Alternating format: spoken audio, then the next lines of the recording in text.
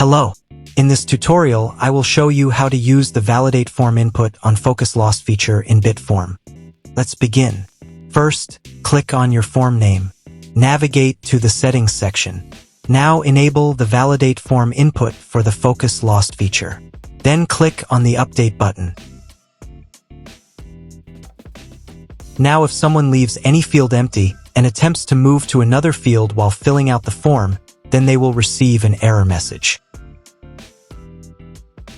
You will see a message indicating that this field is required because the Validate Form input on Focus Lost option is enabled. So, go back to the Form Settings section and disable this option.